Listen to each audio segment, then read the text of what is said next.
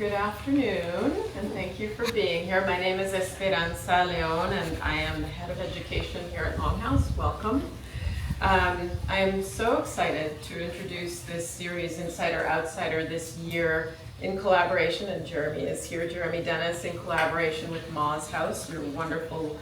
It's become like an institution at the Shinnecock Nation, and we couldn't be more pleased to be partnering with you on this series, which Mago, our dear friend Mago, has been moderating now. This is the third year, I think, that you've been doing this. Yeah. So. 4 years, actually. 4 years? Oh, look, here we go. We have the arrival of more people. It's your father. Hi. And your sister and your mama. So I'm so pleased to start off the series with Jake Kimble. Jake is going to talk about the inherent quality of humor within Indigenous art. And just a note, I mean, these artists not all the artists that participate, and correct me if I'm wrong, not all the artists that participate in your residency are Indigenous, is that correct? But we purposely have selected artists to participate in Insider Outsider that are. And Jake will tell you more about his background, but briefly, you're a multidisciplinary, oh my gosh. Chippewan artist and curator from Treaty 8 territory in the Northwest Territories. And your practice revolves around acts of self-care, self-repair, and gender-based ideological refusal.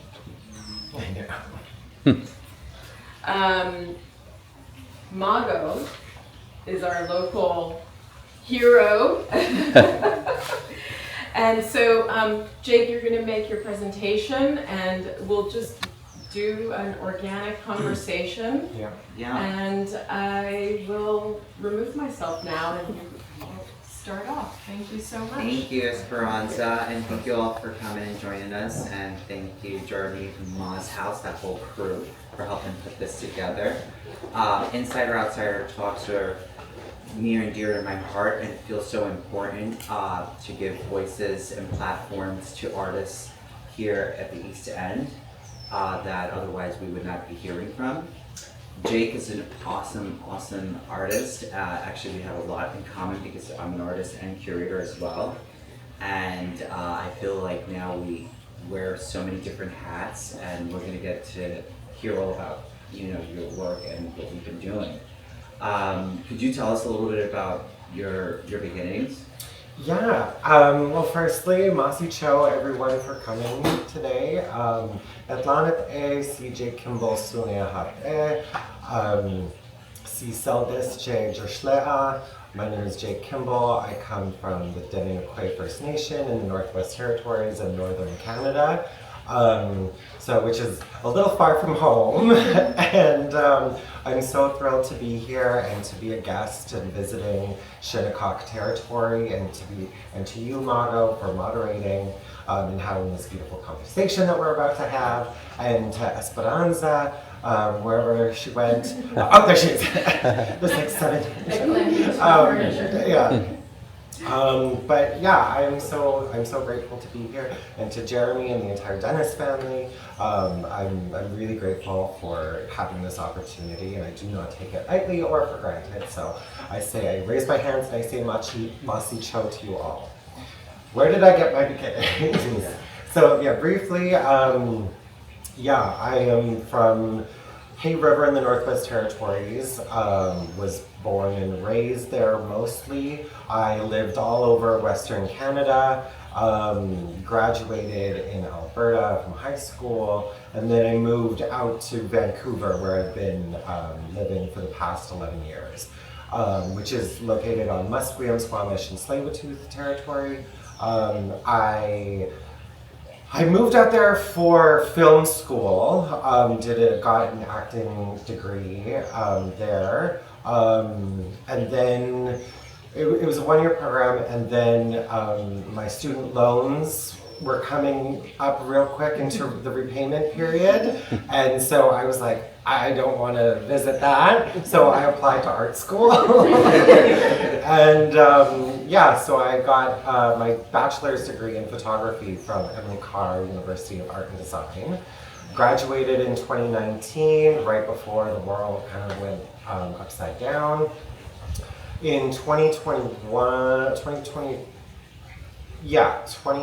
late 2021, when things were slowly kind of coming out of, COVID, slowly, I got a job as a gallery assistant at a small gallery called Ceremonial Art, which is an Indigenous-led commercial art gallery in Vancouver, and it is a sister gallery to Macaulay and Company Fine Art, which is more of a prominent gallery. Ceremonial Art is more so based on the curatorial development and representation of emerging artists, whereas Macaulay is more so for really established artists.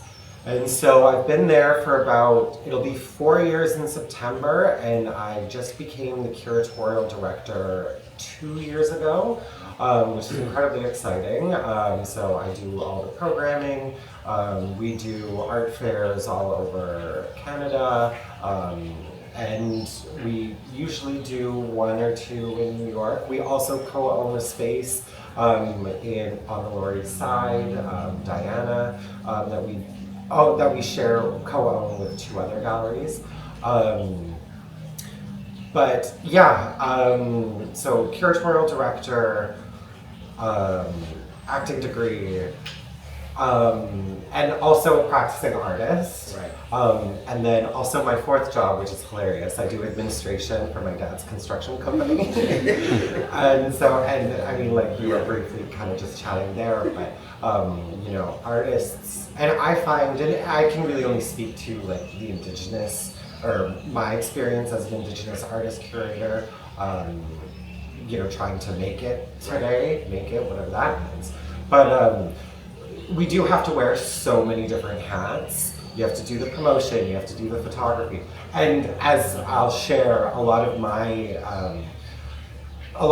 work is self-portraiture, and I do the photography, I do the setup, I do the lighting, I do the editing, I do not the printing, but most of everything. And so, but we do have to wear all of these different hats and look good in them also.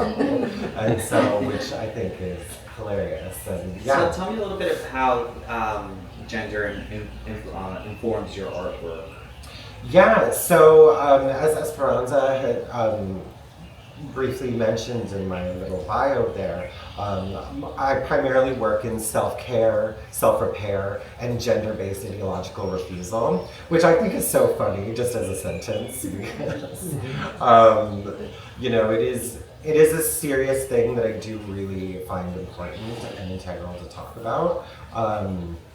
But when I say gender-based ideological refusal, I'm a two-spirited artist, so I walk the world I see the world through a different lens, I experience the world through a different lens, physically, mentally, spiritually. And two-spirited, for those who might not be familiar, a lot of people do kind of associate it with the term queer, which I can see, but that's not historically how it's what it's meant to be. Two-spirited people, especially for the Chippewa people, the Denisilian people, we were medicine people. We were able to walk with the women, we were able to walk with the men, and because the Chippewa are also a matriarchal nation, the two-spirited people were medicine men, and they would help deliver babies. They would provide medicine and knowledge, and really help the community. And so for me as a two-spirited person, I think having that representation, especially in photography, is incredibly important. Because we see what happens and it's already happening. There's a lot of violence and a lot of rights being taken away from people. And just briefly, I will just kind of share a personal experience that I literally just had on Thursday. I was just in Toronto I had a separate, one of my own shows open up at YYZ Artist Outlet in Toronto.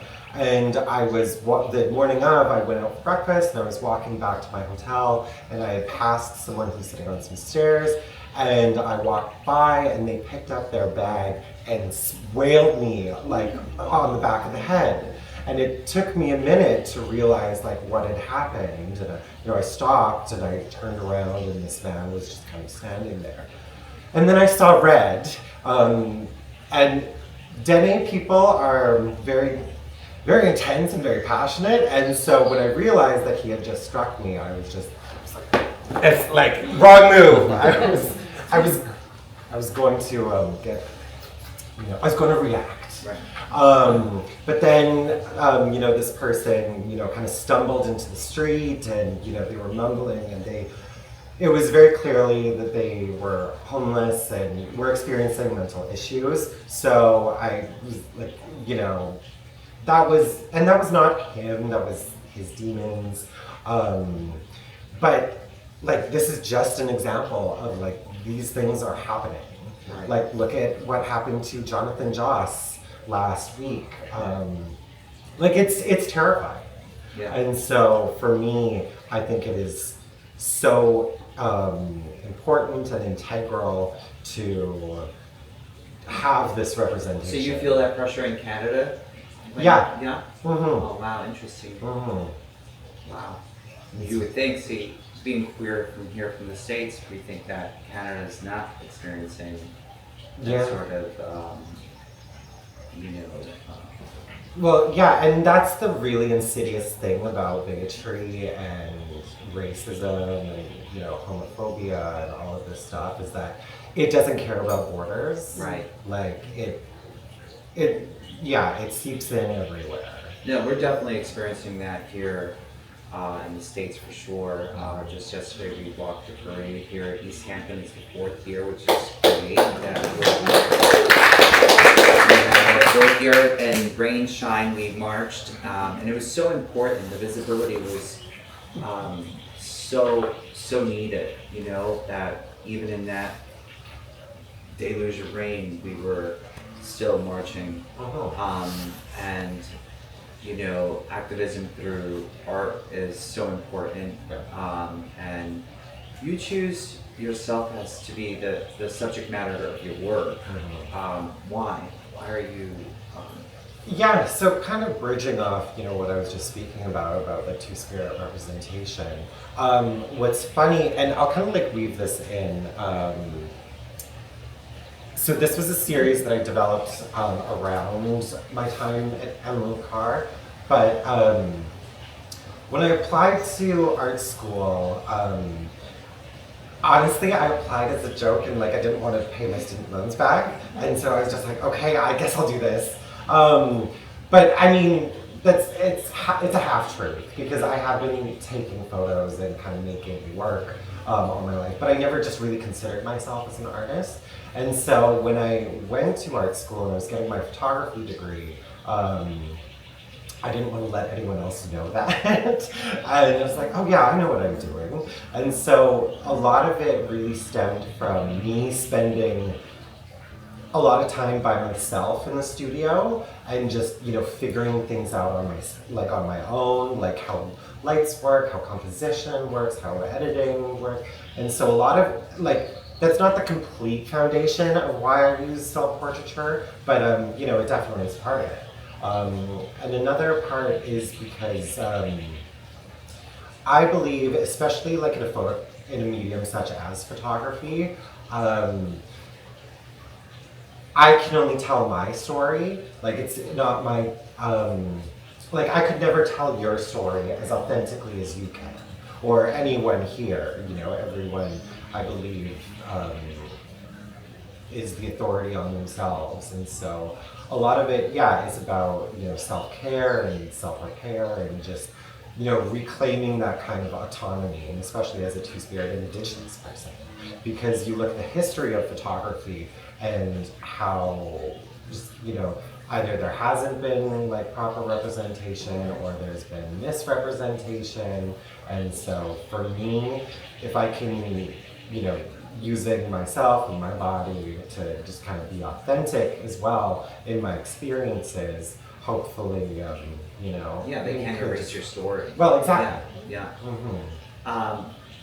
Tell us a little bit about these images here. Yeah, so this was a series I developed called Break a Leg, and this was actually my very first professional solo exhibition at Telephone Gallery in Vancouver. And it's a series of 4 self-portraits, and the show is called Break a Leg, and basically it was me speaking about kind of hyperbolizing self-care, and just how there's really no one right way to do it, and there's no little handbook on how to take care of yourself. I mean, there are handbooks, but we're all just trying to do our best and take care of ourselves in the best way we know how. And so I thought, because I've always done things kind of a little to the left, or just in my own way, I was like, okay, well, how would I do it in myself? So with this photo, so these are all drumsticks from KFC that I thought would be funny, like to use as curlers. And just hilarious. They did work, by the way. I did have to take 3 showers, using those as curlers, using like 9 or 7 toothbrushes, covering myself in Band-Aids, and then using lemons instead of cucumbers, and so it was kind of an exploration of just me just trying to do my best and just trying to. So while you're going to school, you had the time to focus on this work, but how do you find time now that you're curating and shaping the art world? There's no rest for the wicked, is what they say. But no, it's a balance. And I don't always do good at it. I've missed,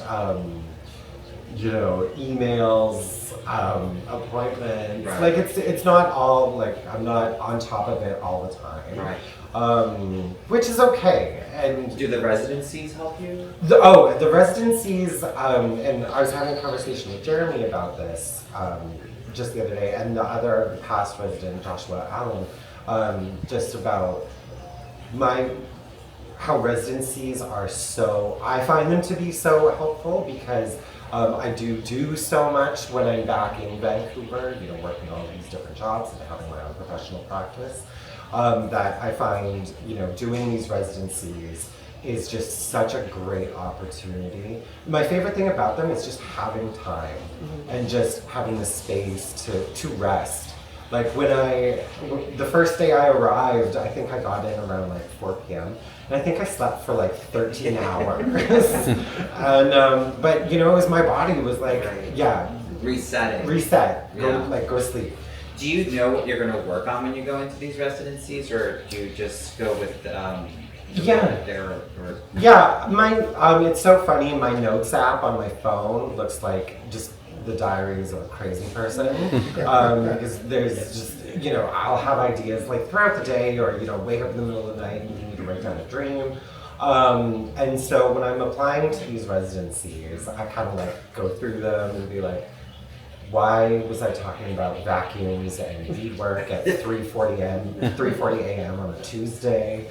But something was there. But I'll kind of flush out those ideas, and then most applications for residencies, require not a specific project, but an idea of what you're going to do. So it's kind of just going through my. So what did you work on at Moss House?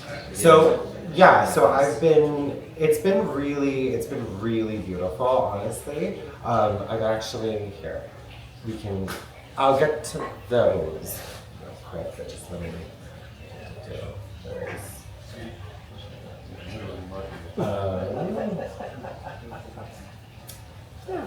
Okay. So yeah, primarily a photographer. And yeah, I know I wanted to do a little bit of photography, a little bit of beadwork, a lot of reading, and a lot of writing too, which is funny because I don't consider myself a writer, but I've gotten a lot of writing done. And this was a photo I made last week, and so it's called "I Swallowed a Fox and He Took Me to the Ocean." And I don't know if I can zoom in on this. No, I can't. But there's a foxtail coming out of my mouth, and basically, I was thinking about the idea, because in a lot of indigenous cultures, the fox is known as a trickster. He causes mischief, and plays pranks on people, and he's just like a little trickster. And so I was thinking of the idea of fox, and I had this idea. I was like, well. And also kind of going back to, how did I get here to, the Hamptons. I was born on a dirt road in northern Canada. And so I was thinking, well, I have gotten here because I know I'm here. And my tongue and my mind and my body have, worked hard and, written applications, spoken, and so I was also thinking about the idea of reframing what a trick is, and so swallowing the fox, and there are such things as good tricks, Right. And so one of them was kind of me getting here, and I'm so incredibly lucky, and to have it at the oceans. How is it working with other Native artists from, I guess, different territories? It's honestly, and I've had a little conversation with Kelly and Joshua, but it's especially being on Shinnecock and doing this residency at Ma's house. It's been really visceral, to be completely honest. First of all, everyone has been so incredibly welcoming. It was so lovely, and again, I can't express how grateful I am to Jeremy and to the whole Dennis family, and just the Shinnecock Reservation for just being so open, kind, and just welcoming. But yeah, on a personal level, I've had the most intense dreams since being here. When I've dreamt of people who I haven't thought about in 15 years. I've had so many people come and visit me in my dreams, which has been really, really intense, but in the best possible way. And even just, I would walk an hour and 15 minutes into Southampton, because it's a beautiful walk, but just, I've noticed, I've smelled scents that I haven't smelled since I was a kid. I've smelled my grandpa's house when I was 7. I've smelled the raspberry bushes from up north, from when I used to go berry picking with my auntie. I've smelled the way my front lawn used to smell, Wow. in the territories, which is insane. And I was having a conversation with my mom about it last week. I was like, this is very peculiar. It's really intense and I love it, but it's intense. And I was like, I swear to God, I smelled some wild roses. And because wild roses grow all over the Northwest Territories. And I was walking to the beach, and I'd go up the little hill, and then there's just a big bush of wild roses. And I started crying, because it was just really, it was really intense to just be whoa, something. And I like to call these little moments checkpoints, just personally, because I like to think that it means I'm going the right way, just in life, and just, and so yeah, I collected a bunch of them that had fallen off, that were on the ground, and I just, I'm doing something with those also, and it's just, but yeah, it's been really lovely, and just on a personal level. So, do you want to walk us through some of your series of works and tell us a little bit about some of the actually, just these are these are some works that I'm developed or that I've been working on at Ma's house. So this is beadwork on paper towel, and so on the left it's actually a printed image on a piece of paper towel, and then I've done beadwork on top of it. And so just thinking about the precarity of paper towel, I just started experimenting with beadwork, and so it's actually a continuation of some recent works that I've done, which belong to a series called Pick It Up Quick, which is actually why I went up to Toronto. And so this series is 6 images that are printed directly onto paper towel. And so I was thinking about materiality and accessibility to fine art materials. And again, I'm from a small town in the Northwest Territories, and I think the closest art gallery is 5 hours away. And so I was thinking and there's no fine art printers, there's no fine art framers, and so I was thinking, how would I kind of still make art if I was up there? And I went out and I bought a $40 printer from the drugstore and kind of MacGyvered a little sleeve and put some paper towel in, and a lot of experimentation, but fed it through just a regular printer and developed these prints. And these are all photographs of my traditional territory. And I was also thinking about the purpose of paper towel and the functionality of what that substrate is. And paper towel is meant to absorb. And so I thought that would be interesting in combination with photography to quite literally soak up the land, soak up my memory, or have my memories be soaked up, and to have those. And the beads, tell me a little bit about the beads. Is it something that was handed down to your family? So I wouldn't necessarily call myself a beadwork artist. My great-grandmother was an amazing beader. My grandmother could bead. My mother can kind of bead, and I can barely, which is what I kind of like to say. But I do a little bit, and actually, this is how I developed this series, which is called "It's All So Incredibly Loud."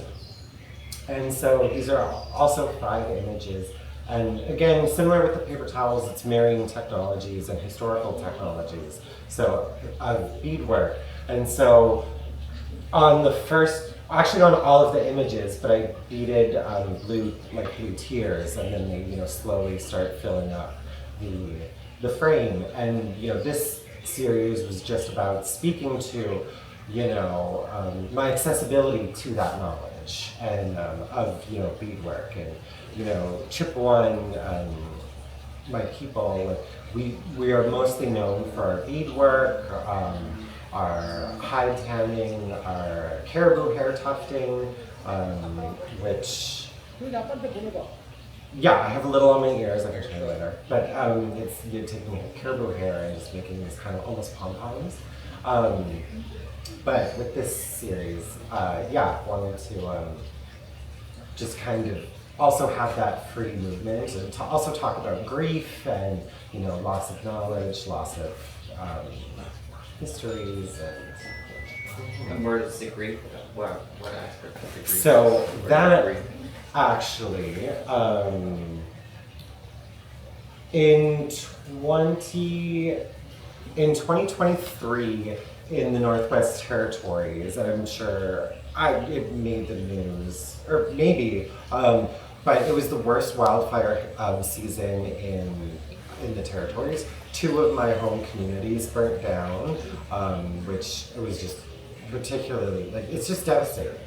And that year I had also lost my brother in a freak car accident. He fell off the back of a golf cart and bonked his head, and changed my life, which was, so, no, Masi, it's terrible, and anyone who's ever lost someone, whether it be by freak accident or just in general, like, knows how just, insurmountable grief can be, and always is, in my opinion.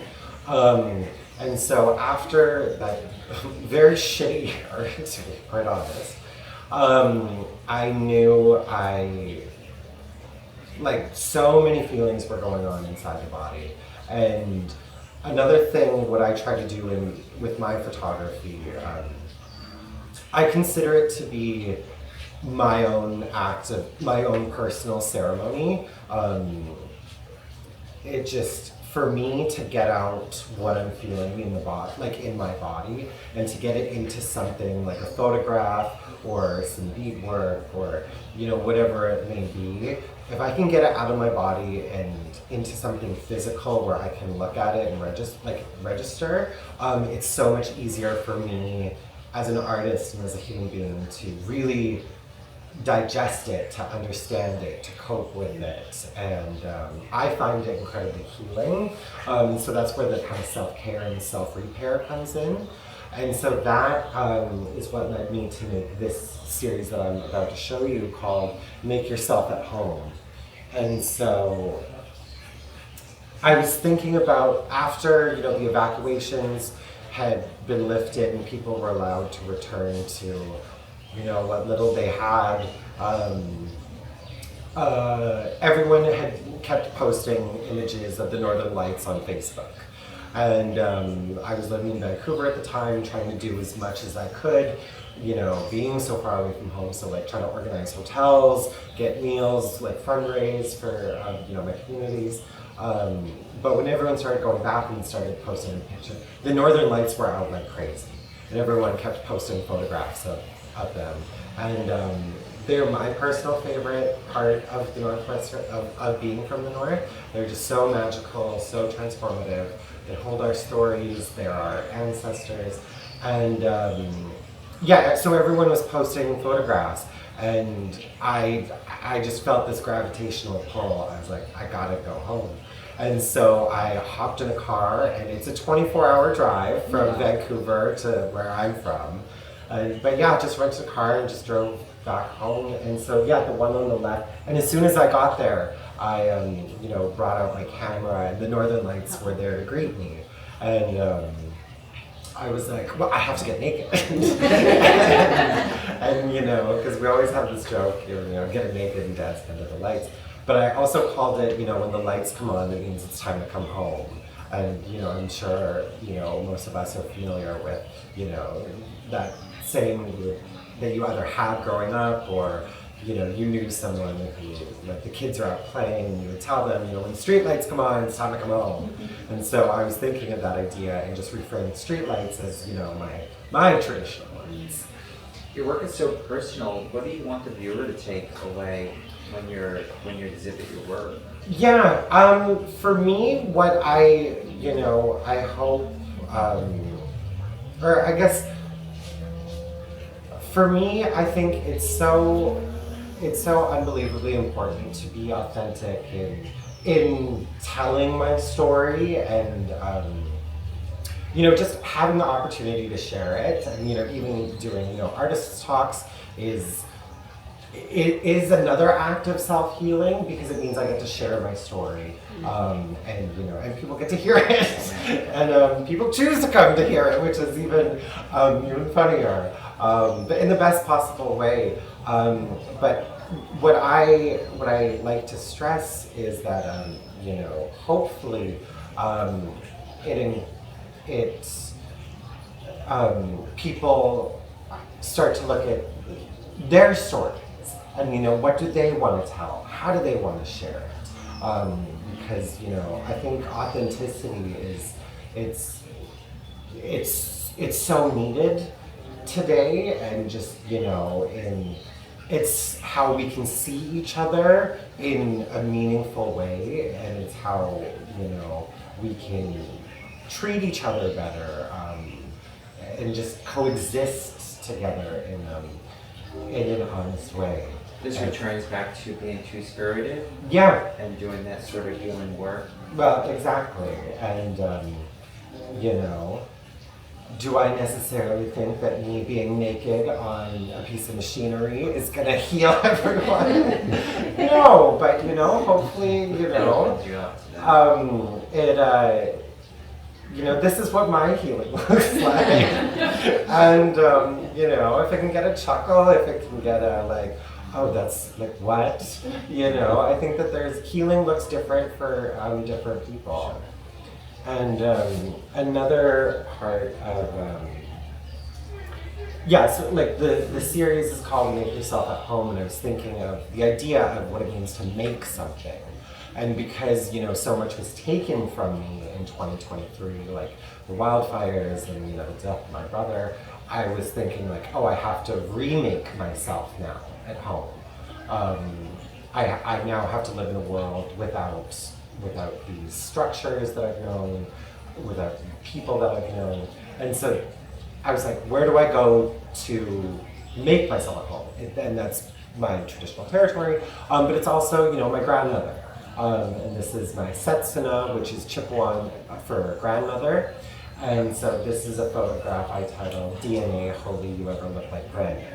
And if you haven't been able to tell, this is my hand and that's hers. And so I was kind of, you know, thinking about the idea that, you know, I am my grandmother and my grandmother is me. And so it's funny too, because when I came over to take this photo, we hadn't planned on doing, or like having kind of matching shirts. And this goes back to like the Wild Rose thing of like, you know, I call these like little checkpoint moments of just like, oh, okay, this was meant to happen. I'm meant to be doing this. I'm not going the right way. And then another series, actually, speaking of my grandmother, I made was called Funny Bones. And so it's a series of 4 photographs. So here's the first one, the second one, the third one, and then the fourth one.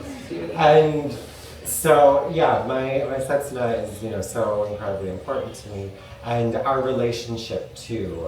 And I called it Funny Bones because I like to say that I get all my funny bones from her. And, you know, when I had spoken to her about this idea, I was like, Nanny, can I shove a coconut cream pie in your face? And she immediately was like, yeah, okay, sure. And just like that, you know. She's there for the cause. Yeah, and it was also funny. This is one of my favorite stories to tell. But we were setting up for this, and I'm wearing this very large white T-shirt, and it doesn't look like it, but I am wearing like these kind of like white shorts, and I'm setting up everything, and you know, Grandma sits down, and I come in, and she looks at me, and she's like, "Is that what you're wearing?" I was like a little taken aback. I was like, "What?" And then she's like, "Jake, you look like a slut." There is something so precious about having a grandmother call you a slut. Pull you out. Yeah, and you know, kind of going back to what I was saying of you know, Chippewa and you know, Dene people, we are very intense and we've got like a very sick sense of humor. And but that's our healing, and that's, you know, I never felt more connected to her. And so, yeah, so going back to visit her as well is, you know, something that really Informs your work. It informs my work as well. Yeah. Mm-hmm. Oh, that's really cool. Tell us a little bit about growing up, you know, as a kid with your family. And very, you know, I'm 30 now, so I was born in '94, and then grew up mostly in the Northwest Territories up until around grade 5, and then, you know, parents split, and so I grew up all over Western Canada. But yeah, it was a very different time, and you know, especially for, you know, a two-spirited kid. So you know, people were not kind to me.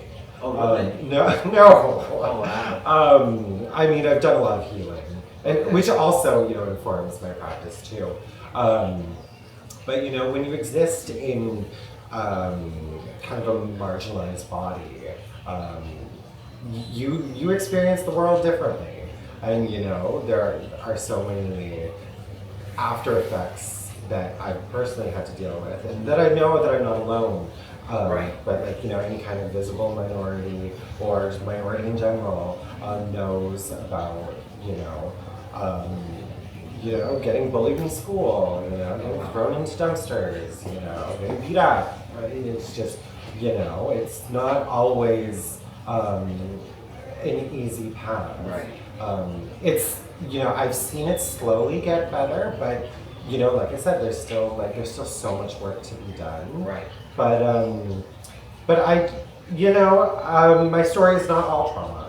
I grew up all over Western Canada. I've met so many amazing people who I have in my life, and it's been a journey. Great. Do you want to share with us some more art? Yeah, I'd love to. What do we got here? Yeah, I think I'll talk about this series as well. And this I made right after my Make Yourself at Home series. So this is called Good Grief. And so it's a series of 5 photographs. And this was in response to the death of my brother. And again, kind of going back to that grief conversation and how heavy, it can be. For a long time afterwards, after finding out about his passing, all I wanted to do was just tie some cement bricks to my feet and walk into the lake, just because it's my brother was my best friend, and he still is my best friend. But it just there was a really tough loss for me. And so for months, I just, this idea would just go over my head of just, grabbing cement blocks and just going into the lake. So it was I want peace from this feeling. But I don't want to die. And I do have a very amazing support system, and this is why I'm also able to speak about it. In a way such as this, because I do also think sharing our stories are important, and going through these feelings, they need to be talked about, because it's when we don't talk about them is when the real bad shit happens. Right, festers. And so yeah, I kept having this idea, and because I consider photography ceremony, and like I was mentioning, if I can get what I'm going through out of my body, I can identify what I'm going through, and it's easier for me to heal. And so I was like, okay, well, I can't actually I can't actually do it with real cement bricks. And so I was thinking about what if I made them out of a material that floats? And being from the north, I was like, well, what if I just do it with ice? And so I made these. There's about 8 or 9 of them, of these. Giant ice bricks that I had carved circles out of, and then I wrapped a chain through them and kind of wrapped it around me. And the series can be read left to right or right to left, because we experience grief in different ways. Sometimes you have good days, sometimes you have bad days, but this is just kind of coexisting with that. And it was really important to me. I showed this. I've only shown this in one space before, physically. And I think, I'm happy to talk about it in presentations. But the prints, they're now in my house, and I think just showing them once was enough. I can speak about them. But so that's also because you are well collected, right? Mm-hmm. You had mentioned that several things have Yeah, I'm incredibly fortunate. In Canada, we've got 5 big banks, and they all have these beautiful art collections. And so I'm lucky enough to have work in 4 out of 5 of them, as well as the Art Gallery of Hamilton, which is incredibly exciting. And then actually my next big kind of institutional show is going to be, I don't know if you're familiar with it, but it's called the Beaverbrook Art Gallery in Newfoundland, or in Fredericton, sorry. So yeah, that's going to be my very first big institutional show. Congratulations. Thank you, Matsu Cho. And it's going to be centered around this work. And so this work is titled My Guardian Angel is Tired. And so I had actually made this work quite a few years ago, in 2023, I believe. And I actually made it when I was doing a residency at the Banff Center of Arts and Creativity in Alberta, which is also amazing. I highly recommend. They've got amazing programming, residency opportunities, and it's beautiful. But I had created this work while I was there, and basically the kind of story behind this one was, especially in my early 20s, I partied a lot, and I'd show up to school or work on Monday after a big weekend, and everyone would ask, how was your weekend? And I would say, my guardian angel is tired from watching over me. All over time. She definitely has put in overtime. Yeah. And I was thinking of, I was like, well, what would my guardian angel look like? What would be a physical representation of what I think my guardian angel looks like? And so I made this kind of composite. There are actually 5 different images that are separated and are on different lengths from the wall. So it is kind of like an installation piece. Physically they're... physically they're 5 boards. Yeah. Okay, got it. And so, but they're all lined up. The image is gorgeous. It's really beautiful. Must see. And they kind of make up. What are the materials? Body. So going left to right, there's sugar, which is my kind of thinking behind it was, thinking about addictions to sweetness, addictions to people, addictions to drugs. That moving right is the dirt. Covering my private areas in dirt, and that was supposed to be representative of, shame, trying to bury sexuality, trying to bury sexual violence, what it means to be dirty. And then in the center is snow, especially placed on my central nervous system. I really, when I was young, bought into the idea if you're cold to people, then you're cool. And it's like, no, you just look like an asshole. And so it's so much more important to live with love. And then here on my head, we've got covered in honey. And so thinking about honey, especially as a preservative. But also, drowning in, alcohol and also sweetness and, really kind of just being soaked in it. And then it's a little hard to tell, but there are bubbles in this photograph, and that was just kind of, the desire I've always had is just to kind of reach out for something light and a little ephemeral, and so I thought it'd be interesting to kind of put them all together and. Like this, but this is going to be the main piece at my institutional show, which is going to be. Do you want to open up to some questions? Yeah, I think so. Does anybody have any questions about? So this piece is larger than life size. It's 15 feet. Yeah. Okay. Yeah. Okay. Yeah. Amazing. It's quite large. Beautiful. Yeah. It's just amazing. Yeah. And what I wanted to ask you about the Funny Bones series. Yep. You called them a series and you showed them separately. Mm-hmm. Are they are they displayed as one, all 4 photos? Yeah. Oh, okay, so it is Yeah. one. Okay. As one linear. Okay, kind okay, of. that's what I figured, but I just wanted to make sure. Mhm. Okay, thank you. Anyone else want to share any comments or questions?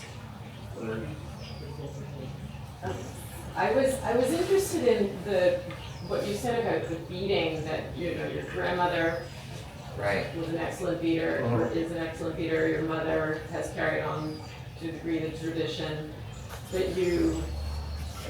Why is that?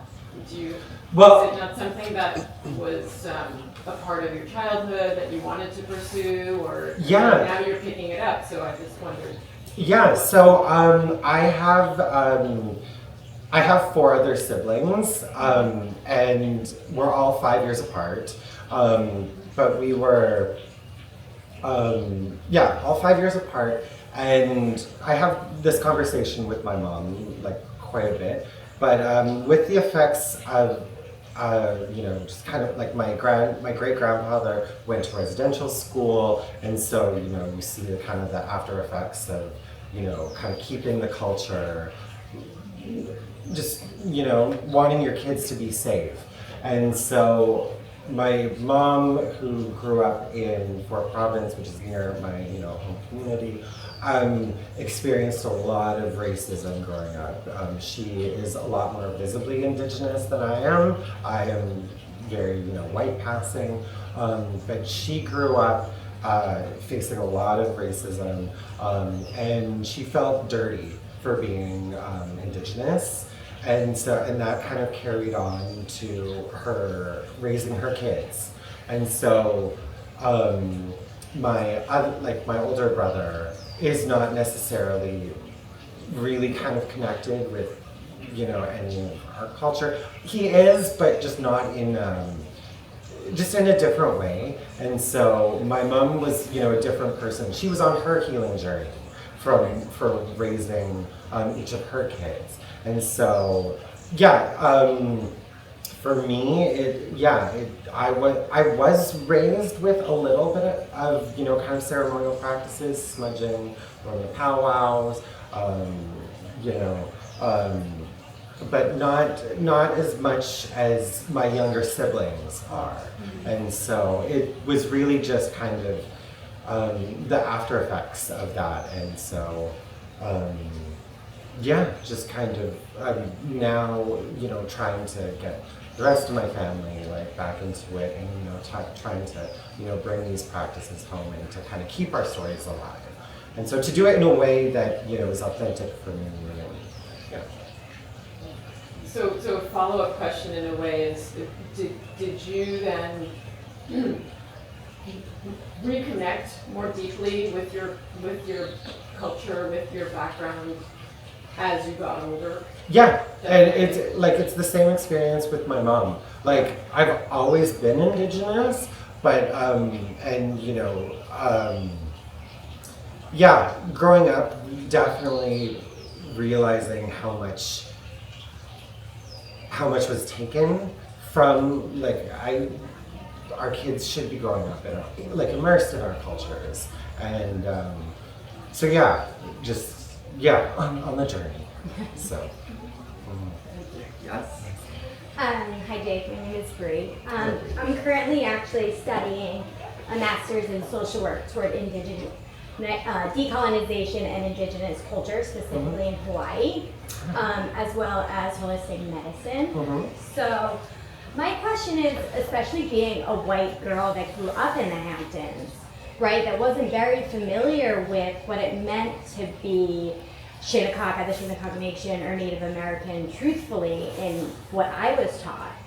And going into my future career, it's conflicting. I very much so feel conflicted at all times of studying, right?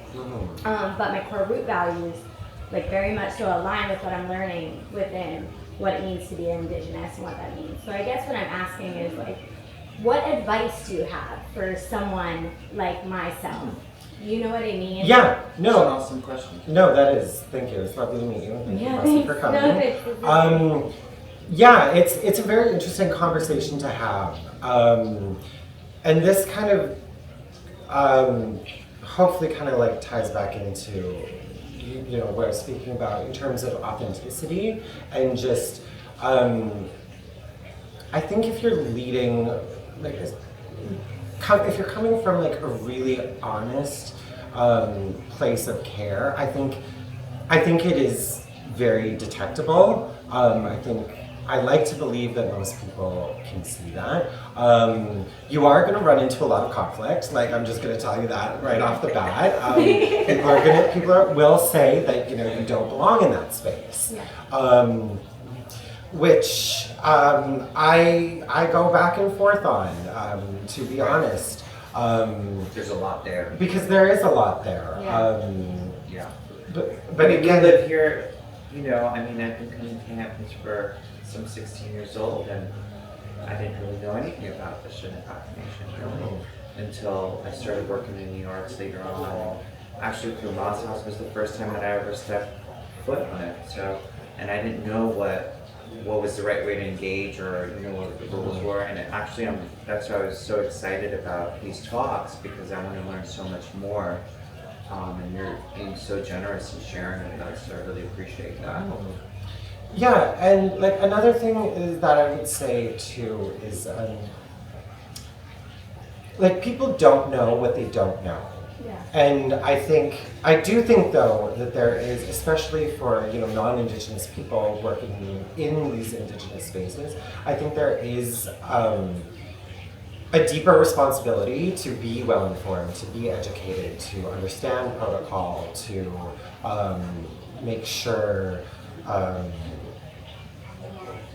that there's meaningful engagement.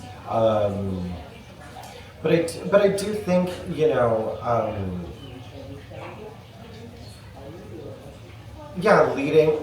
with love and just coming from an authentic place of just wanting to do good, hopefully is palatable. And like I said, there's a lot of people who are not gonna be like welcoming, but that's just the reality of it, and they're completely valid in that response. But yeah, I think just and to understand why you're doing it as well, I think is another big question to kind of ask yourself and to kind of be ready to answer, because historically there is a lot of there is a lot of history of rich white people going into these spaces and trying to change them. And so, but that being said, we need allies. We cannot do this alone. Right. We are not on this planet alone. We coexist. And so, yeah, I think just leading with love. Yeah. Thank you. What about the commercial art world? Because you kind of, you're like me in that way. We're insiders, outsiders. We're insiders from our community and outsiders from the art world, right? Yeah. But you're presenting Indigenous work of your own and of others, right? So how is that being accepted? How do you feel? What's the vibe on that? Yeah, and so that's actually, I'm a curatorial director of an Indigenous Light Gallery in Vancouver titled Ceremonial Art, which I'm incredibly lucky to be in this position and grateful for. I worked very hard to get there. For me personally, I'm very much interested in the acquisition process of Indigenous art, because historically so much has been just stolen and presented in these institutions. And so I work with private collectors, I work with law firms, I work with general public, I work with institutions, and what I'm really interested about in working with contemporary Indigenous art is that everyone is well informed, because there is also a history of collectors, institutions, people in general just kind of like walking into gallery spaces, and it doesn't happen solely to Indigenous work. It happens to Black, Asian, minorities, where people, like someone will go in or an institution will go in buy a piece of work and pat themselves on the back and say, oh, I'm done. Like, I'm good. Like, I'm not racist anymore. I own a ceremonial drawing. And that's not how that works. And because I consider, I especially consider Indigenous artwork, like every kind of piece of Indigenous artwork, to be a living object. A testament, right? Yeah, you know, these are our stories. This is our labor. And you're combining new technology, old, Well, exactly. old, you know, And you know, disciplines with new organic. and with living objects, they need to be respected as such. So what I try to do with my work at Ceremonial Art is really to, you know, start these conversations. You know, why are you interested in this specific piece? This is like an artist who I just had a business call yesterday with an institution who's interested in purchasing the work of one of our artists, Michelle Sound. She's Korean tea. They were like, yeah, we really want this piece. And I was like, okay, well, you know, let's have a conversation. You know, like, let's get to know Michelle a little more. Who's on your curatorial team? Let's all have talk about this. Why do you want this work in this particular collection?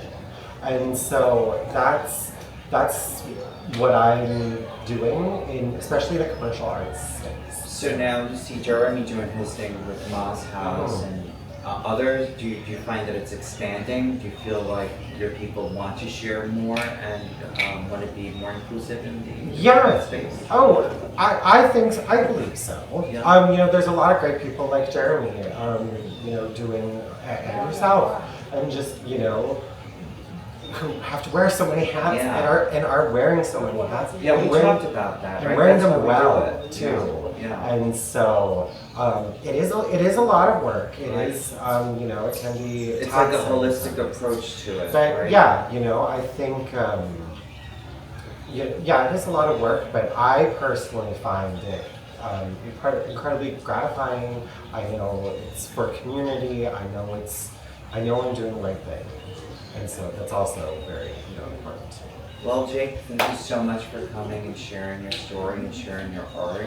You're so bold, so strong, and your work speaks so much about you, and I really feel honored to be in your presence today. You know, and I knew I was going to learn a lot from you today, so I really appreciate this conversation. I want to thank Jeremy and Esperanza and Longhouse for opening up these conversations here. So I hope to see y'all for our next Outsider Insider. Yes. And The next one is June 28th with Chris Waymeyer. And I just wanted to make a note of one thing, of something you said right now, which tied me into what this place is about and the legacy of Jacqueline or Larson, because you were talking about Indigenous art and that the affinities, you know, not just buying something because of its, I don't know, value, monetary value.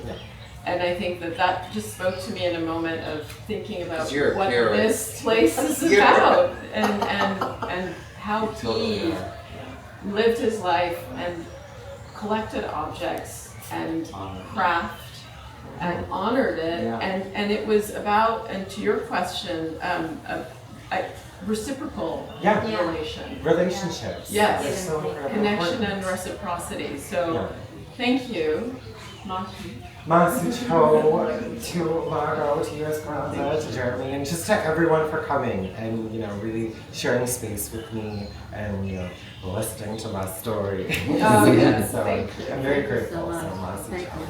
Thank you.